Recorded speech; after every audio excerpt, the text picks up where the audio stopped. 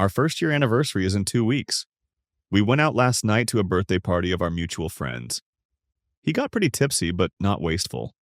I didn't drink since I was driving us home. At some point in the night, I went to go get water, and when I came back, there was a crush of people in the room, so I was standing directly behind him, trying to get through. He was talking to some girl, and I heard her ask, "So, is that girl you came in with your girlfriend?" And he distinctly said after some hesitation, "No, she's just my roommate. Ha ha." I got really pissed off, but didn't say anything, just came up to stand next to him. I didn't want to make a scene at my friend's birthday party, but he was going to get an earful when we left. He didn't even notice me for a few seconds and said something like, "You're so pretty," to the other girl. She noticed me glaring at him and left. I was so pissed off at him that I just decided to walk away and talk to my friends the rest of the night. Probably a mistake of not addressing it right there at the time, but I wanted to avoid a big scene if I could. I tried to enjoy myself. My friend, the host of the party, came up to me and asked me if my boyfriend and I had broken up, and she didn't know, because she had heard him telling somebody that he was single. After that, I just decided to go home. I was really mad. He could find a ride or crash at our friend's place. She said it would be okay because tons of people were crashing in the living room already. I went home without saying a word to him. This morning, I woke up to all of these texts and calls from him, really pissed that I ditched him at the party without a ride or without warning. He demanded to know in an accusing voice where I had disappeared off to, as if I was the one up to some shady ass. I'm just angry and confused because this is coming out of nowhere for me. We have a great relationship and have never had a fight. He tells me all the time that he's so happy we're together and that I'm the best thing that ever happened to him, and that he wants to be with me forever. And now, pretending I'm not his girlfriend, claiming he's single, flirting with other girls right in front of me. He has never done anything like that before and hasn't even looked at other girls. I don't drink. So is this just dumb, drunken behavior that I should excuse? Should I give him a chance to explain himself or just end things now? I'm so pissed off and feel so disrespected. I can't even think of what reason he could give that would somehow make what he did okay in my eyes. But I'm willing to listen to anyone's perspective or other angles on the situation. Relevant comments. Somebody said, "You made it clear last night that you are single. I don't wait around for ex-boyfriends to give them rides home." Cut contact. The end. Original poster replied, "Wow, this is perfect. I'm considering texting this to him now." Someone said, "This is perfect. Text his ass now and update us. You deserve better than that crap." Update 1. I texted him, "You made it clear last night that you are single. I don't wait around for ex-boyfriends to give them rides home. Don't bother coming back here." He immediately tried to call me, and I didn't pick up. Then he texted, "What the hell are you talking about?" How could he not know? My friend, the host, even just texted me and told him she'd given him an earful all morning when he woke up for being such a dickbag to me. He denied everything and said he has no idea what she's talking about. They got into a fight about it because he stuck to his guns and claims he never said any of that stuff. I have a feeling he's going to pretend he doesn't remember or blacked out as a way to get out of this. He said he's getting a ride back to my place now. I'm considering not answering the door, but what if he really doesn't remember? I kind of don't care, though. He's coming here now. What do I do? Relevant comments. Somebody said, "Ugh, was he blackout drunk?" Either way, this would probably be a deal breaker for me, though I might be curious to see what he has to say for himself via email. I wouldn't talk with him in person. He's only going to try and sweet talk you, make excuses, and make you feel crazy. Not worth it. Original poster replied, "I firmly believe he wasn't blackout drunk because he didn't drink that much, at least by the time he first said the roommate thing. It was like 30 minutes after we had first arrived, and he'd had 3 beers. That's not enough to get blackout drunk, right? And I'm torn on talking to him in person. I feel like through text he's able to get his story straight and review his thoughts before sending them to have a more cohesive excuse. Whereas in person, I can tell if he's bullshitting me or not. I won't be letting him into my place, though. If we do talk, we'll go somewhere public where I can leave if I want." Somebody said, "I can't imagine anything that he can say to you that will justify his actions. Don't let him complain about you leaving him at the party. He deserved it. Most likely, he will just say he was drunk and didn't mean it, or it was a joke. Don't buy into either of these crap excuses. Original poster replied, "This is what I'm most afraid of. I don't drink, so I'm afraid he'll say something like, 'You don't know what it's like when you get drunk. Dumbass just falls out of your mouth and you can't control it.' Or etc., etc.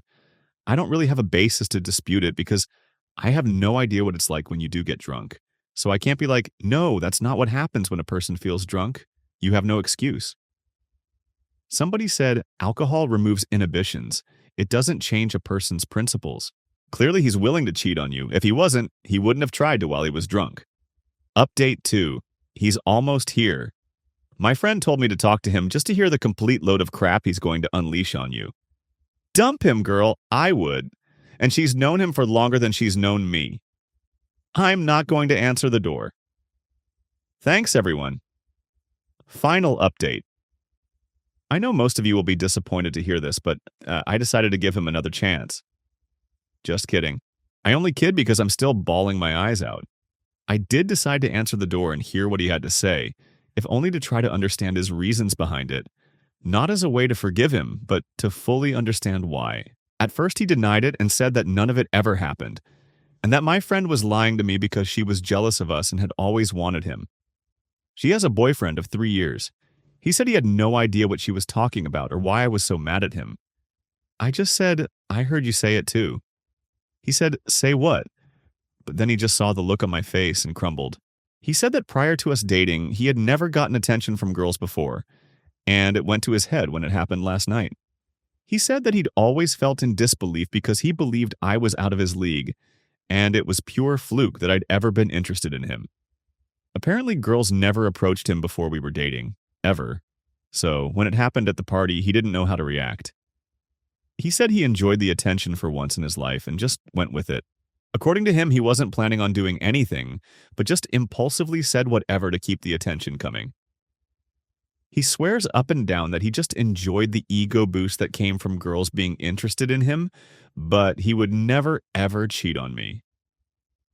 In his mind, he thought it was harmless because he knew he would never let it go further than feeding his ego, and that if he'd known that I would hear, he never would have done it and risked hurting me. At this point, I started to cry, because to me it was such a stupid reason to throw away what we had. I know some of you will say that I should forgive him. Got a lot of messages and comments saying it was just a dumb mistake, and I say dumb ass I don't mean when I'm drunk too, but I just can't. He broke my trust in him, and honestly, he hurt my pride. I want a guy who can handle when some other girl shows interest in him with maturity and respect. A guy who loves me so much that he would never dream of leading a girl on for attention, because I feel like my attention should be enough. Someone who's proud to point at me and say, "Sorry, I'm taken, and she's a great girl with no regrets." I told him that I thought it was a really stupid reason to damage our relationship, being insecure and an attention whore, and I guess it must have sunk in that I was planning to leave him. He broke down crying too and begged me to please try to forgive him because it was a stupid, drunken mistake. It was so hard to stay strong, but I was very angry with him. I cried so hard because he started telling me he loved me more than anyone, and he was just stupid, drunk, and inexperienced, and he wished he could take it all back because it wasn't worth losing me. I said I was glad he realized his mistake, but if he really loved me more than anyone, then he really needed a better way to show it than pretending I don't exist to other pretty girls. He got hysterical and just started saying, "I'm sorry. I'm sorry. I can't lose you. Please forgive me." I told him that I thought his actions last night were honestly pathetic and disgusting, and they changed my view of him. I told him it was sad that he would throw himself after a girl and lie just to get a few minutes of attention, and that I didn't think it was a good excuse to say that never happened to me before, so I didn't know how to handle, or I was just innocently enjoying the attention. What would happen next time? How could I trust him to act appropriately and control himself? He said that he'd learned from this and he'd do better next time, but honestly, I just couldn't get over it. He made me feel worthless as his girlfriend and something he had to hide to get the attention of other women, because my attention wasn't adequate. I know that isn't necessarily true, but that's just how he made me feel. I also told him he'd lowered himself in my eyes and I didn't respect him anymore. So I told him to get out and not talk to me anymore. I'm leaving a box of his stuff on the porch so he can get it without talking to me. Then I laid on my couch and cried with my dog until I felt sick. It shouldn't feel this shitty because I'm still really mad at him. But we had an amazing year together, and it sucks that something so small and stupid could cause him to jeopardize that. I don't want to be with a guy who values our relationship so little. I feel better today. It sucks not being in a relationship anymore, but I feel like I deserve better. He's been blowing up my phone saying he's been at home crying and he loves me so much. I'm just waiting for him to pick up his stuff so I can block his number. My best friend also just broke up with his girlfriend of 2 years, so we're planning a road trip together to take our mind off things. I wasn't able to go before because I didn't want to make my boyfriend uncomfortable, go figure. But this weekend, I'm going to go hang out with my bestie and swim at the beach and forget things. Thanks for the support, Reddit. You helped me stay clear-headed. I have a lot of hate and bitterness in my heart right now, but I'm hoping that will pass. I'm a 15-year-old boy. I have lived with my current foster parents since I was 9 years old, but I've been in foster care since I was 6. I will call my foster parents Henry and Aaron. I got a new phone as an early Christmas present from my biological dad. It is an iPhone 16 Pro Max, which is the phone I wanted, so I am very happy about it. My previous phone was an iPhone 11, and it was bought by Henry and Aaron. On my old phone, Henry and Aaron had set up loads of parental controls on it, so I couldn't download any apps without them approving it. I couldn't turn off Share My Location. I couldn't change my passcode. It would lock everything except their contacts at 8 p.m. every night until after school. And they had a time limit on YouTube, so I could only watch it for 30 mins within the time where my phone was unlocked anyway. And I could only go on websites that they approved of. Like, there was a list that I could go on, and I couldn't go on anything that they didn't manually add to that list. These all really annoyed me. But whenever I asked for them to be turned off, they told me that they bought the phone, and so these were the rules. Now, I was given my new phone by my dad on Monday, and I haven't used it yet, because they're telling me that I have to let them put the same restrictions on the new phone as they did my old phone. I said no, because that isn't fair. I should be allowed to use my phone, as my dad says, because he paid for it. I said to them that my dad paid for the phone, so it was his choice, and that he doesn't want me to have those restrictions on. But now they've changed and said it doesn't matter who bought the phone, even though that was their whole point before. Now they're saying that because I am living with them, I have to follow their rules. And the rule for having a phone in this house is that they put restrictions on it. I don't think that is fair at all, considering they didn't buy the phone. I don't see how they can do this. Before I got home from school on Monday, they took the phone out of the box. My dad sent it in and set up all the restrictions, and now I'm trying to figure out a way to take them off. I am thinking about complaining to my social worker because it is not fair that they put these restrictions on my phone, even though they didn't pay for it. Some comments. Not going to say you are in the wrong because of your age. I am also not going to say your carers are in the wrong based on the information you've provided. I am coming from the position that I previously was a foster carer as well as a worker within the law enforcement system. Your biological father is making a power play here. You may not see it because, generally speaking, kids in care tend to see even the worst parents as being on a pedestal. For whatever reason, you've been in foster care for the majority of your life.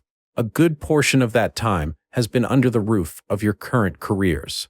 Whilst I appreciate that at 15, you think you should be able to do what you want on your phone, you need to understand that your carers are most likely just looking out for your best interests. Your biological father, for lack of a better term, is throwing in a grenade. In my opinion, he may be doing this for a few reasons. To prove to himself or your caseworker that he is a good parent, because deep down, he knows he isn't. To drive a wedge between you and your carers in exactly the way it appears to have. Because he cares about you genuinely and thinks that getting you an extravagant gift will somehow make up for you being in care since you were 6 years old. Honestly, it could be a mixture of the above. Regardless, though, he should have discussed such a gift with your caseworker and carers if there is contact between him and them to make sure it was okay, and so that he could discuss the rules surrounding usage of the phone with you. If you legitimately think that your carers are not doing what is in your best interests, then you should speak to your caseworker.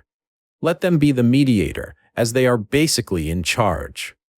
There are possibly also things occurring in the background that you are unaware of. For example, the court or department in your jurisdiction that deals with children in care may want contact with your birth parents to only occur when they are aware of it. Your carers could simply be following rules that a court or your caseworker has outlined to them. If you think that they are on some level being reasonable because they care for you, then perhaps sit with them and discuss how, at age 15, you should have more freedom. This could look like having the parental controls, but with less restrictions. Or it could be without the parental controls, but with your carers able to look at your phone, messages, photos, when they feel there is a need, and without notice, they know the unlock code to the phone. At the end of the day, it is about trust. Show them that you can be trusted with more freedom, then they'll likely be more willing to become more lenient as you get older. Try to make sure that regardless of how the conversation goes with your carers, that you keep your cool. Good luck.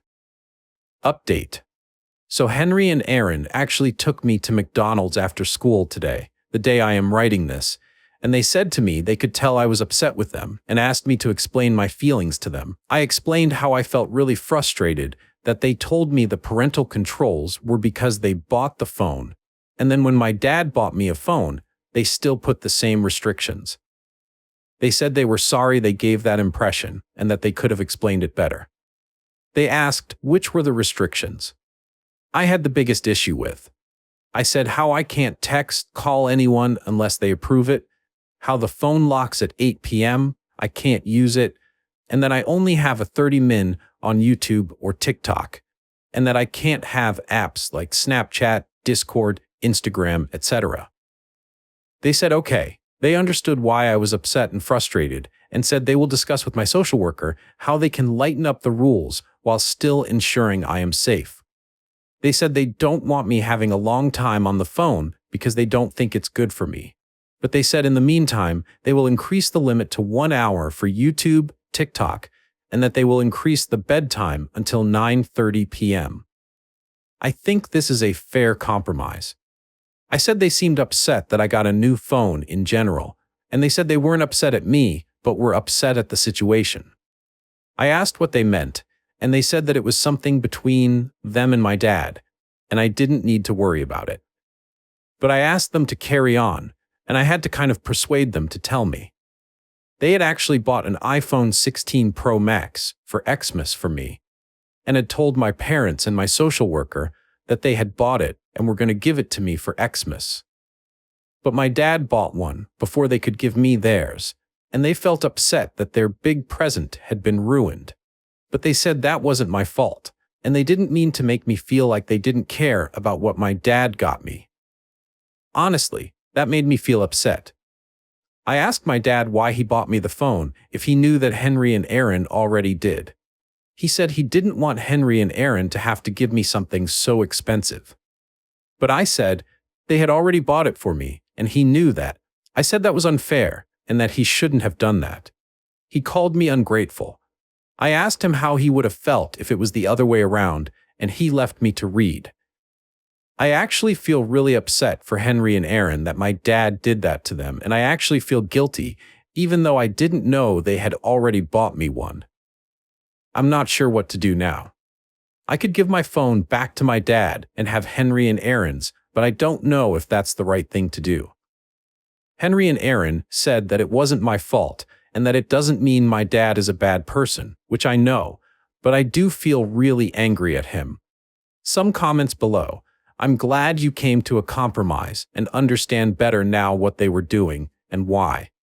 I am sorry you are in the middle of the drama between your dad and your foster parents. Proud of you for being responsible and talking about it with them. Your dad was in the wrong all the way round. What he did was selfish. He wanted your happiness and praise for doing this for you while he knew they had bought the phone for you. He stole the joy of the gift they were going to give you. There is no other way to look at it. Your dad acted very selfishly and it caused you trouble. He doesn't deserve the happiness and thanks you gave him, So you should return his phone and limit contact with him and tell him exactly why he acted selfishly without regard for anyone else. That was immature for a parent. Original poster replied, I'm mixed about that really. I've always known he wasn't a great dad or even really a great person, but I don't really want to limit contact with him. I don't know, it's hard. We haven't spoken since I confronted him on Thursday. Another replied, it can be hard to love someone who doesn't always behave well, especially when they're the parent who is supposed to be the one who behaves well and helps you, the child, figure out how to behave in turn. It's realistic and okay to have very mixed and complicated feelings about it. It's okay to still love them, even if they behave badly. It's okay to acknowledge you don't like their behavior.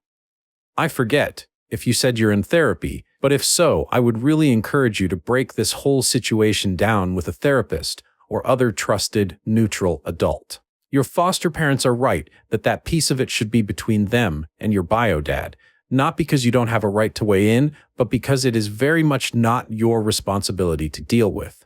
And that's okay too. Original poster replied, listen, I know my parents aren't good people. I've said that from the beginning. They're not evil, though. Some people are calling my dad a sociopath. He isn't.